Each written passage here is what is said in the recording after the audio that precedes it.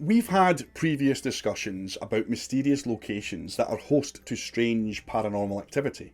Skinwalker Ranch, for an example, the portal to hell at Tsarichina, or even the terrifying events at Haol Fanog. Perhaps one of the locations that appears to persistently slip under the radar is the San Luis Valley in Colorado. Hi folks, I'm Johnny and welcome to The Oddest. The San Luis Valley in Colorado has earned quite the reputation as a hub for all things strange and unexplained.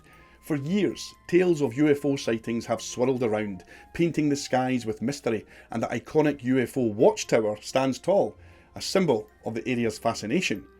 But it's not just about encounters with extraterrestrial beings. The valley is also shrouded in stories of perplexing animal deaths and eerie run-ins with legendary creatures like skinwalkers, adding layers to this mystique. Whether these stories hold any grains of truth or are simply captivating local legends, one thing's for sure: these bizarre occurrences continue to attract visitors and keep the flames of speculation burning bright.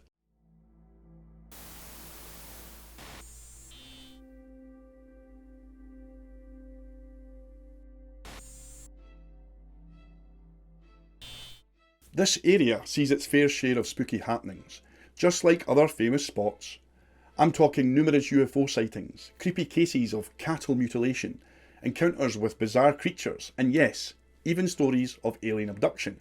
Basically, the San Luis Valley might just top the charts as one of the most intriguing places on the planet. Even though a slice of the San Luis Valley stretches into New Mexico, the bulk of it sits snug in the south-central part of Colorado.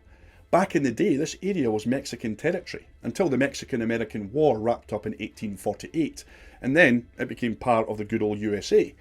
Since then, it's been a melting pot of cultures, which might explain why it's got such a treasure trove of legends, myths, and downright spine-chilling tales. But before we dive into all the juicy stuff, like UFO sightings and the eerie saga of cattle mutilations, let's shine a wee light on the myths passed down by the Native Americans, who've called this place home for centuries. So, with the backdrop of the San Luis Valley's history in mind, it's no surprise that the Native American tales and legends here are a goldmine of intrigue. Over the centuries, about a dozen different Native American tribes have made this area their home, with some experts suggesting humans have been hanging around here for a good 7,000 years. Some of these tribes talk about the region, especially the mountains encircling the valley, as the sacred spot where everything began, known as Sipapu. Now, let's talk about the Blanca Massif, one of the valley's most enigmatic peaks.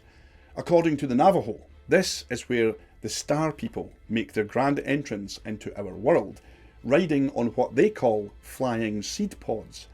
It's a fascinating legend, right? Especially when you start wondering, what exactly are these seed pods? Could they be the ancient version of the flying saucers that we are all so familiar with today, even if it's just a concept? Now, what really gets the gears turning, especially when we look at places like Skinwalker Ranch, is this idea of portals and their potential role in all the weirdness that goes down in these areas. So, if the Star People indeed used the Blanca Massif as their doorway into our realm, does that mean that there's some kind of portal or interdimensional gateway at that location? I mean, there's loads of locations across the world with these supposed doorways and portals, and we'll cover them in future videos. Mount Shasta for one, right? And let's not forget about the tales of shape-shifting creatures that roam the vast expanses of the San Luis Valley. Some of these legends might just be ancient versions of the Bigfoot sightings that still pop up regularly there, even today. It's an elusive creature. Alright, just squat it down. Yeah, let me see your camera, I'll do it. The San Luis Valley has been plagued by hundreds of cases of cattle mutilation over the years. It's widely believed that the first incident to really grab the public's attention happened to a horse called Lady. Although she's often referred to as Snippy, that's wrong, but we'll get to that later. Anyway, the first case we're going to talk about happened in late September of 1967. Harry King, who looked after the horse for his sister Nellie Lewis, along with his mother Agnes, went to feed Lady one day and got a nasty shock. Instead of finding her eagerly waiting for her treats by the fence, which she always did, they stumbled upon her lying on her side, with the flesh stripped right down to the bone from her head. And these weren't just normal, everyday cuts. They were so precise and surgical that anyone who saw them knew that no ordinary predator could have pulled this off. If you watch this channel or have any interest in high strangeness or fringe type stories, then I'm sure you'll be all too familiar with these type of cattle mutilations, so you probably won't be surprised at what they found there. Adding to the eerie atmosphere, there wasn't a drop of blood in sight at the scene, which was downright bizarre considering the extent of the horse's injuries and blood loss. And as if that wasn't strange enough, there was this strong chemical stench hanging in the air around where the poor horse lay. That's quite common in cattle mutilation cases. The thing is, despite looking like Lady had been dead for days, there was no signs of bloating or decomposition, which one would fully expect, and not one single scavenger had even tried to nibble at the carcass. This could be pure coincidence, but perhaps suggests that whatever was done to Lady made her body so unappealing to such predators who would normally have got fired right in about such a large carcass. I mean, surely it would be buffet time, right? As if things couldn't get any weirder, they stumbled upon some more puzzling clues around the horse. First off, there were no hoof prints near or around the horse. In fact, the closest set of her prints were found over 100 feet away from her body. So, unless she jumped 100 feet, died mid-air, and then landed on her side with her skin missing, well, it's clear that something strange is going on here. Maybe she was deposited there. A number of darkened patches said by the witnesses to look like scorch or exhaust marks were found in the vicinity of the carcass. Roughly 100 yards away they discovered a shrub which was squashed nearly flat, and nearby was a series of 6 small round indentations in the ground arranged in a perfect circle. I know, it sounds really sci-fi, but trust me when I say that things are going to get a lot weirder. Plus, you know, this is the oddest. Weird stuff is in our wheelhouse. On the days leading up to this strange discovery, Agnes had made a few comments to Harry that she had seen several objects in the sky above the pasture. This possible connection was taken so seriously that even the aerial phenomenon research organisation APRO, one of the big players in UFO investigations back then, well, they decided to roll up their sleeves and dive into this case. When even the experts start paying attention, you know you're onto something big, as long as it's not the type of experts that come wearing black suits. One of the folks who took a close look at Lady's body was Dr. John Altschuler, who happened to have a keen interest in UFOs also. And let me tell you, what he found was straight out of a sci-fi flick. When he got down to examining the poor animal's remains, he discovered some seriously creepy details. The horse's hearts, lungs and thyroid had all been surgically removed, and these cuts were so precise that they could have been done in an operating room. And it didn't stop there. Dr. Altschuler also discovered that the same precise cuts had been made to her brain and abdominal organs. Oh, and did I mention that her body seemed to have been completely drained of blood? Yep, you heard that right, not a single drop left, despite the lack of blood at the scene. Was poor Lady the unwitting participant in some kind of alien experiment? It sure seems like a possibility, especially considering the surgical precision of those wounds. But then the big question is, why? Why are these extraterrestrials so curious about our 4-legged friends? Or is there something far more sinister at play here? Something that could potentially put us humans in the same grim predicament as poor Lady? So naturally, there's going to be plenty of theories floating around about what could have happened to this horse, other than the idea that she was abducted by aliens from another planet. And as we've discussed, whether or not we buy into this whole UFO and alien thing, it's not hard to see why people would suggest something so out there with such a serious tone. Then there are those that point fingers at groups like satanic cults or devil worshippers. Yeah, some folks still think that's what went down even today. But seriously, that would mean that these cults were like super skilled surgeons and ghost-like ninjas in their ability to cover their tracks at the scene. I'm not saying it's totally impossible, but come on, it sounds pretty far-fetched, right? Almost as far-fetched as aliens? As the years rolled by and the investigation continued, especially with more reports popping up about cattle mutilations all across the US and even down in South America, some of the investigators and researchers started to think, could these messed up experiments be the work of government intelligence agencies or some super secret department? And you know what? It didn't seem so crazy, especially when some folk in the neighbourhood swore that they saw military fighter jets buzzing around the area just days after the incident. You know, there were even some people out there who went as far as saying that the government was teaming up with aliens who had set up shop here on Earth. Talk about a wild conspiracy theory, right? Well, that's for another video. And I'm not kidding. Just what happened to Lady the horse? You know, no matter what really went down and what happened to Lady, one thing's for sure. Something seriously weird actually happened to her that night. There was this committee called the Condon Committee that conducted a full investigation into this case. Once they wrapped this up, they basically said, yep, there's no proof that anything abnormal had a hand in the horse's death. But here's the thing, they didn't exactly explain why there was no blood around the scene or inside the poor horse's body. She was completely sanguinated? Insanguinated? She was vampired.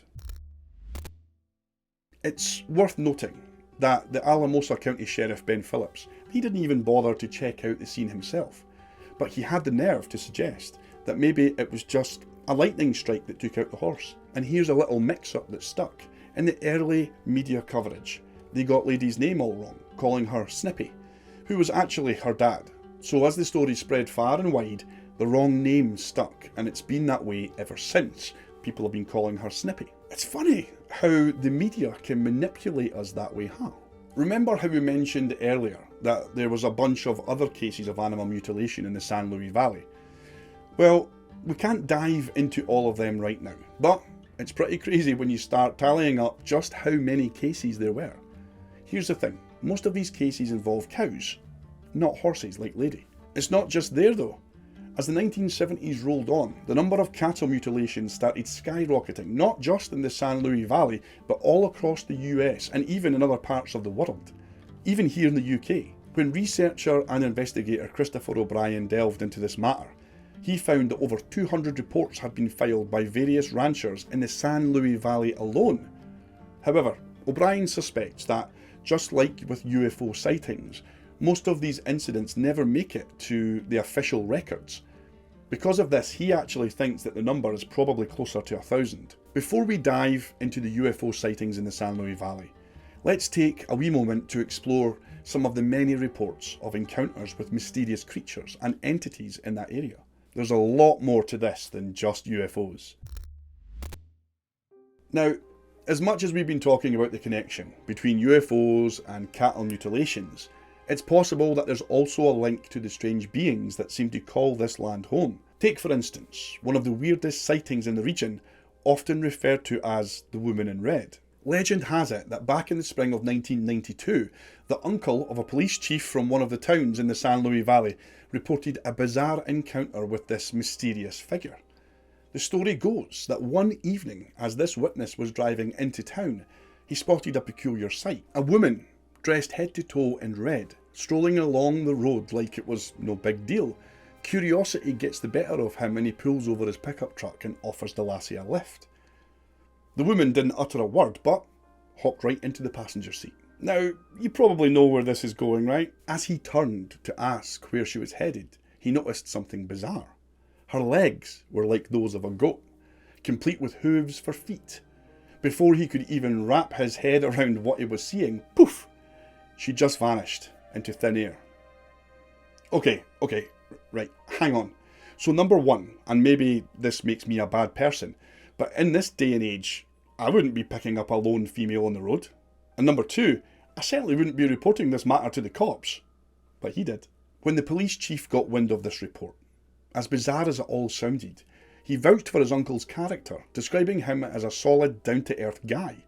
So he didn't doubt for 1 second that something really out of the ordinary happened that night. Still, he tried to talk to his uncle out of filing an official report, but the old man was adamant he wanted all of this on record.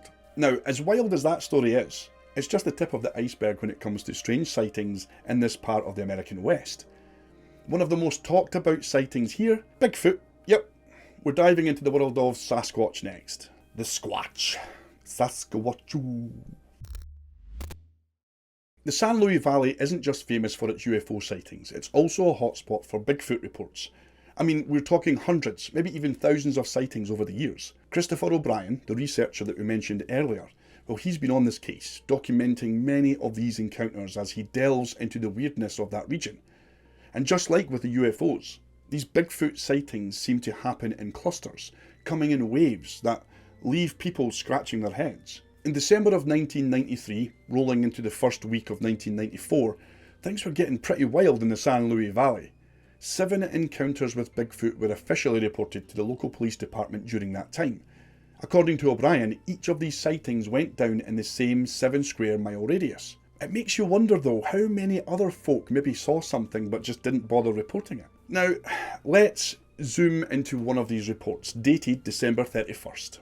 Massive footprints, clear as day, some so detailed that you could even see the toenails. The local cops were so intrigued by this that they managed to snag some footage of these tracks, which stretched on for several hundred yards, navigating all sorts of terrain along the way. Another story is that of a mother and son spending a day out in the mountains, soaking up the scenery. But as night crept closer, they packed up and hit the road for home. That's when things took a spooky turn for them. During their drive, they caught sight of something straight out of a nightmare. A massive, dark, hairy creature with these huge pointed ears and glowing eyes stared right at them. It was standing upright, just like a person, before suddenly dropping down on all fours and bolting away like a startled wild dog. Among all the sightings, there was even talk of a white Bigfoot, or Yeti. You know, the kind usually spotted roaming around Siberia. Around the same time that people were reporting seeing strange creatures around the whole San Luis Valley and even Colorado at large, the entire place buzzing with reports of UFO sightings. Could this just be a coincidence? Maybe, but then again, who knows? Whether there's a connection between these strange creature sightings and all the UFO activity is still up in the air, pun intended. And, as always, it's open for debate. Now, here's a case that'll really make you scratch your head. Back in August of 2000, something truly bizarre happened, and lucky for us, Christopher O'Brien caught wind of this. This gem comes straight from the files of the Bigfoot Research Organisation database. 2 folks cruising around on their ATVs near the Blanca Peaks stumbled upon something straight out of the Twilight Zone. So they're chugging along when they spot what they initially think is a man up ahead. But as they get closer, they notice something strange. This guy is the same colour from head to toe, like a living, breathing statue. Naturally, they hit the brakes and watch in disbelief as this figure saunters off and disappears into the trees along the slope. After a moment of them looking at each other and thinking, what the heck did we just see? They decide to play detective and hop off their ATVs and go investigate. Because why wouldn't you, right? As they ventured into the wooded area, they proceeded with caution, scanning their surroundings intently. After trekking for about 200 yards, they found themselves in what seemed to be a serene meadow. But before they could fully absorb the scene, one of the men caught sight of movement darting towards the trees on the opposite side of the clearing. He promptly alerted the others, causing them to turn and see for themselves. Later, when recounting their encounter, they described the mysterious being as a light to medium brown colour creature with shaggy long hair.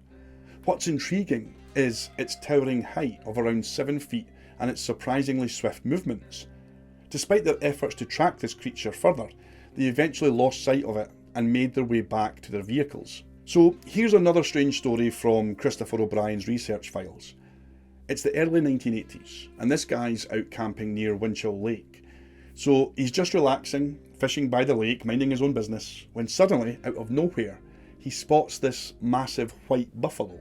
Like, seriously, it just pops out of thin air, according to the guy. Even stranger still, after staring at him for several moments, this huge white beast appeared to just vanish into thin air. When the witness walked over to where the suddenly appearing beast had stood, there were no tracks or markings left anywhere to be found. And listen, that's not the only weird critter sighting around these parts. People have reported all sorts of funky stuff, from fish with bizarre deformities to just straight up strange creatures popping up in the San Luis Valley. But hold on to your hats, folks, because we're about to dive into one of the juiciest and downright eerie legends from this area. Some of the weirdest encounters around here involve this local character known as Old Scratch. Folks might think that it might be the devil himself. It's kind of like an urban legend by now, you know, but considering how things can get in the San Luis Valley and the idea that legends often have a grain of truth to them, well, it's definitely worth diving into. The basic story usually unfolds in a cantina, when a tall, handsome, well-dressed stranger walks into the premises and makes a move towards whoever the prettiest girl might just be in the premises at that time. Once he gets near to her, he somehow mesmerises her and appears to put her in a hypnotic-like trance where she simply can't take her attention away from him. So then the plot thickens. Other folks in the cantina start to catch on that something strange is happening over there, and they start paying closer attention to this fancy stranger. Now, depending on who you ask, the story takes a few different twists. Some say that when the locals finally gather the nerve to confront this guy, he straight up transforms into this devilish creature, complete with claws and cloven hooves. Some even claim that they've seen a devil's tail sprouting from his lower back. When this devil dude realises that he's outnumbered, he doesn't stick around for a showdown or a selfie. Nope, he just pulls a disappearing act, slipping out of the door and vanishing into the night just as quickly as he showed up. Now, I mean, it's just an urban legend. These stories have been floating around for over a century, and it's kind of eerie how they always seem to pop up around Lent. Whether by coincidence or not, the most recent encounter with this supposed demon fella though was back in 1984, and that's not too long ago considering. Now, here's where it gets really interesting. Some researchers reckon that these encounters could actually be run-ins with these mysterious entities. Could it be true? I mean, think about it for a minute. Many tales of the jinn describe them popping up in different forms to mess with people's heads and try to take control of their minds. One of the most intriguing claims to come out of the San Luis Valley region surfaced in the mid-1960s, when a local resident, Robert Whiting, claimed to have been contacted by aliens in the area. According to his account, he was driving along the highway when a strange and bizarre vehicle suddenly appeared alongside his car. At that exact moment, telepathic communication began between him and whatever intelligence was on board the craft. This strange voice in his head told him that a dead animal was lying in the road ahead and would cause him to crash if he didn't slow down. Well, he took the advice seriously. He slowed down the vehicle and did indeed see a dead black dog laying on the road. Furthermore, after this initial incident, Whiting claimed that he had several more telepathic communications over the coming months. Trying to keep track of all of the UFO sightings in the San Luis Valley is like trying to count all the carrier bags my wife has in the kitchen drawer. But here's the thing, the fact that there are so many sightings tells you something, right? It's like there's something special about this place. Who knows, maybe it's something to do with interdimensional portals again, or ley lines. I don't know. It's like a whole UFO parade out there. Now, fast forward to recent times, and you've got this spot called the UFO Watchtower. It's a real hotspot for UFO enthusiasts and researchers alike. This is a dedicated hangar, a place where folks flock to by the thousands every year. And why? Well, probably because the UFO action there is off the charts. See, when you're standing up on that platform, you've got yourself a 360-degree view of the entire San Luis Valley. So yeah, it's no wonder that people from far and wide come to check it out. Now, here's the million-dollar question. Why does the San Luis Valley seem to be a magnet for all of this weirdness? I mean, seriously, what's going on there? It's like there's some kind of cosmic connection happening. Like the valley's got its own special energy that draws in all sorts of strange and unexplainable phenomena. And hey, who knows? Maybe one day we'll crack this mystery wide open. But until then, it's just one heck of a fascinating mystery. Let's dive deeper into this rabbit hole.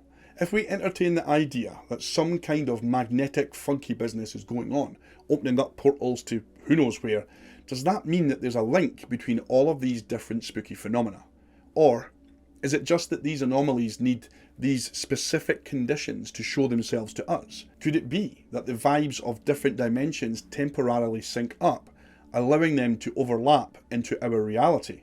Imagine the universe as a giant ocean with different dimensions existing like unseen depths. Each dimension vibrates at its own unique frequency, kind of like how radio stations each have their own specific frequency. Normally, these dimensions wouldn't interact, but some theories, like string theory, suggest that sometimes these frequencies can get close or even overlap. This overlap could create a temporary bridge, like a riptide in the ocean, allowing things from one dimension to potentially leak into ours. This might explain some of the strange phenomena reported at hotspots like Skinwalker Ranch, though it's important to remember that this is purely theoretical and there's no scientific evidence to confirm this. Yet, it's simply one way to think about how these bizarre occurrences could be linked to the unseen complexities of our universe. But let's be real, we're still knee-deep in questions here, way more than we have answers for. So that's why researchers and investigators are going to keep on digging into the San Luis Valley and its legendary mysteries for probably a good long while. There's just too much juicy stuff there to ignore. Who knows what they'll uncover next? That's it for another video, folks. I can't thank you enough for taking the time to watch and listen to me tell you these stories. If you haven't already done so, please consider subscribing, and why not say hello in the comments. But you know what?